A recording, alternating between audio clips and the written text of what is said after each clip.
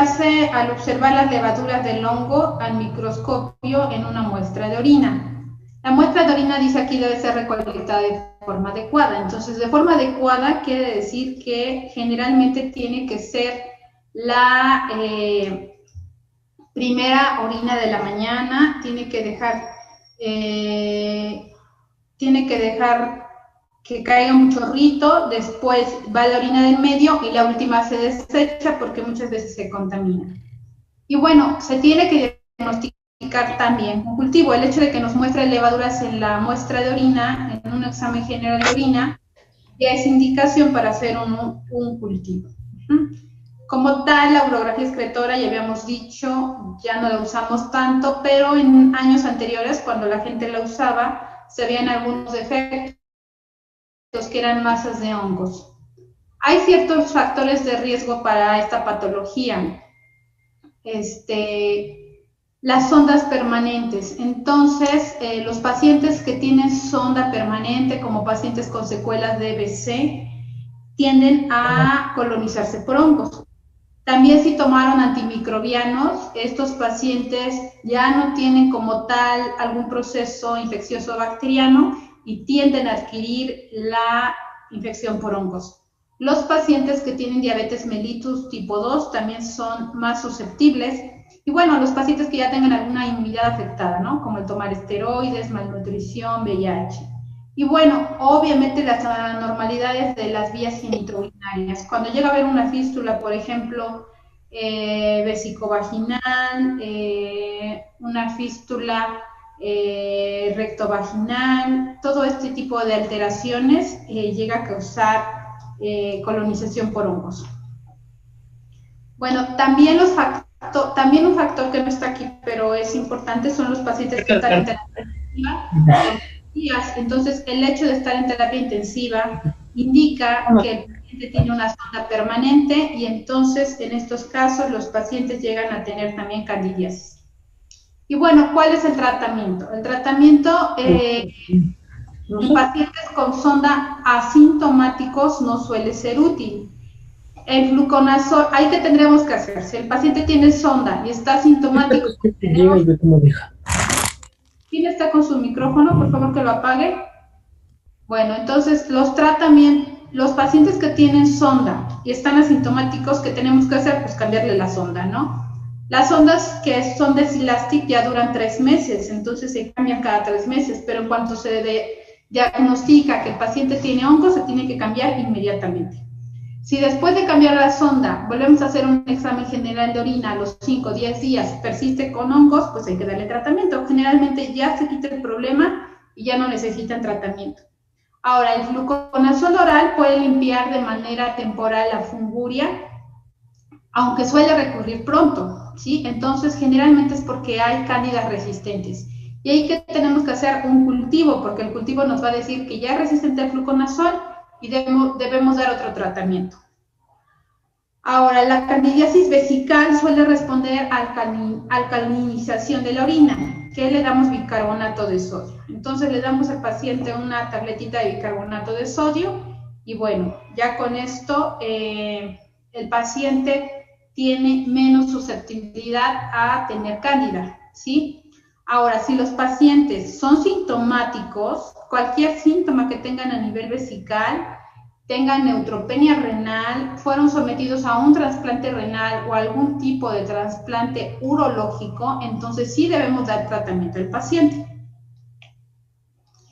Y bueno, se ha tenido éxito, como les había dicho, con fluconazol, la dosis es de 200 miligramos al día de 7 a 14 días, o la anfotericina B, que esa se calcula de 0.3 a 1 miligramo por kilo por día por 1 a 7 días. Ahora, la anfotericina B es intravenosa, entonces el paciente tendría que estar hospitalizado. El fluconazol puede ser ambulatorio, sin embargo, recuerden que todos los tratamientos antimicóticos deben de ser regulados con pruebas de función hepática porque dañan el hígado. Entonces, como les mencionaba, el cambio de sondas o endoprótesis, cuando los pacientes tengan alguna prótesis en la vía urinaria, puede traer algún beneficio si está contaminado por hongos, ¿sí? Ahora, las sondas que ya no son de Silastic, las que todavía son de látex, esas se deben de cambiar cada semana, pero pacientes que ya tienen sonda de por vida, generalmente se les deja de Silastic. Y bueno, cuando no hay insuficiencia renal, también tenemos la flucitocina oral, que se da una vez al día y también ayuda para erradicar. Ahora, también suele ser un medicamento muy agresivo, también se tiene que vigilar con pruebas de función hepática y sobre todo ayuda para tipos de especies que no son álbicas, ¿sí? Recuerden que hay otros tipos de cándida, que no es lo más común en nuestra población ni en pacientes inmunosuprimidos. Bueno, ahora vamos a hablar de la coccidiomicosis. El agente etiológico es Coccidioides immitis, es un hongo dismórfico y se encuentra en el suelo.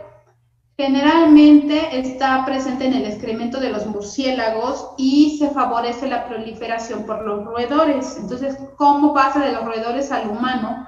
Pues bueno, tiene que pasar por algún otro vector que generalmente es un perro o un gato, ¿no? A veces por la inhalación, cuando alguna persona entra a una cueva y inhala el excremento del murciélago. Bueno, también es un diagnóstico de descarte porque generalmente no pensamos en él. Entonces, se hace un cultivo del esputo, generalmente tienen alteraciones pulmonares asociadas.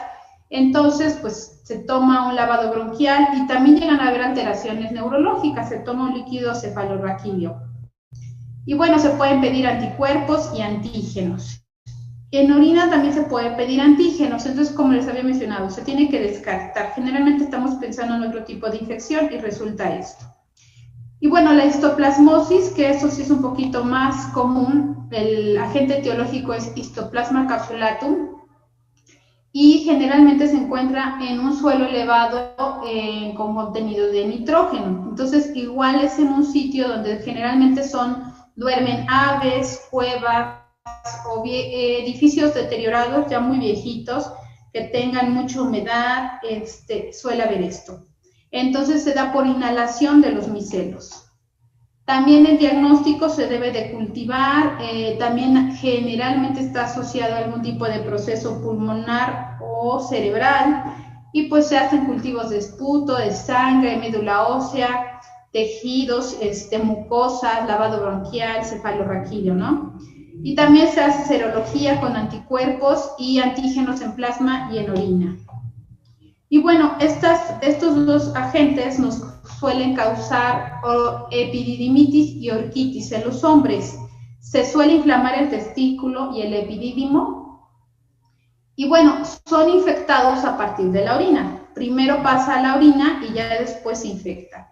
Suele haber colonización junto con bacterias, porque ya el paciente se encuentra inmunosuprimido por este tipo de infecciones, entonces agrega E. coli, pseudomonas y algunas enterobacterias.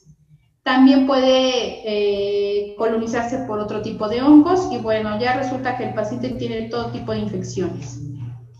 ¿Qué pasa aquí? Pues primero se aumenta el tamaño del testículo, hay dolor en el testículo, suele haber fiebre y tumefacción testicular y pues de primera instancia, como todos estos pacientes, no pensamos que pueda ser un hongo, pensamos que pueda ser algo bacteriano, iniciamos tratamiento y no hay mejoría. Entonces es importante hacer una historia clínica completa y detallada del paciente, preguntar si estuvo expuesto a estos tipos de lugares, a lugares en una cueva, alguna expedición, algún edificio viejo. Se hace la ecografía testicular y nos permite ver si hay abscesos dentro del testículo y generalmente lo que vemos es inflamación. Se hace examen general de orina, hacemos cultivo, en donde el cultivo nos diría que hay algún tipo de hongo y se hace el antibiograma para determinar qué medicamento le vamos a dar al paciente. Si es un paciente joven, también se puede hacer exudado de la uretra, si es que hay exudado, obviamente, ¿no? Entonces, en casos de sospecha, debemos hacer pruebas diagnósticas contra tuberculosis o brucelosis, porque a veces es el diagnóstico diferencial de este tipo de patologías. Y bueno, el tratamiento farmacológico como tal para la infección bacteriana, porque les digo, se sobrecoloniza, es lo que ya habíamos visto, ciprofloxacino, ceftriaxona, doxiciclina, tetraciclina, pero es por tiempo más prolongado, hasta un mes. Y para la infección bacteriana damos fluconazol oral por 1 o 2 semanas, dependiendo del tipo de patología que tenga. Llega a haber pacientes que tenemos que operar, es poco frecuente, pero muchas veces se tiene que hacer una punción a través del escroto para drenar un absceso, si es que hay como tal una colección de hongos o es un absceso infeccioso bacteriano.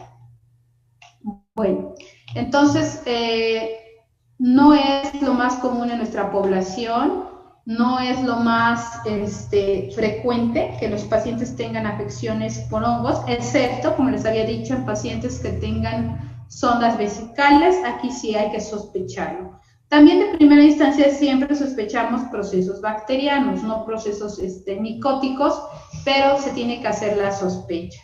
Y bueno, ya que tenemos la sospecha, primero hacemos examen general de orina, después del examen general de orina, si se comprueba que hay micelos, se hace cultivo y el cultivo nos dirá qué hongo es y qué tratamiento debemos de dar, ¿sí? Entonces, las muestras se tienen que tomar de forma adecuada, como les comenté.